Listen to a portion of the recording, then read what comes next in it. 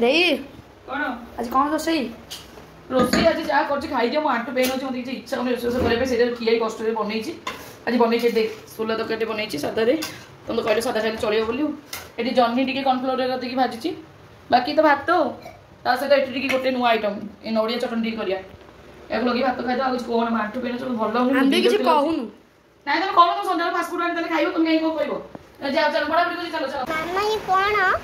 ଏଇଟା ହେଉଛି ନଡ଼ିଆ ଚଟଣି। ୟାକୁ ଯିଏ ଖାଇଛି ନା ସିଏ ଜାଣିଛି ୟା ଟେଷ୍ଟ କେମିତି। ବଢ଼ିଆ ଲାଗେ ନଡ଼ିଆ ଚଟଣି ଖାଇବା ପାଇଁ। ରସୁଣ ଲଙ୍କା ଟିକେ ଚକୁଡ଼ା ଅଛି, କି ରାଗ ଥିବା ଟିକେ ଦରକାର। ଆଉ ଟିକେ ନାକୁ ପାଣି ପଡ଼ିବ। ଓ ପୁରା ବଢ଼ିଆ ଲାଗିବ ଖାଇବାକୁ। ଧନ ମାନେ ଏଇ ନଡ଼ିଆ ଚଟଣି ଲଗେଇକି ଲୋକ ପଖାଳ ବେଲେ ବେଲେ ଖାଇଦେବେ, ଜାଣିଛୁ ନା। ବାକି ଆଜିର ଆଇଟମ୍ ସବୁ ତ ଏଇଆ ବଢ଼ା ହେଇଛି। ଆଉ କିଛି କରିନି। ବର୍ତ୍ତମାନ ଟିକେ ଖାଇକି ଦେଖିବା କ'ଣ କେମିତି ଲାଗୁଛି। ତ ସୋଲା ତରକାରୀ ଟିକେ ଗୋଳେଇ ଦେବା।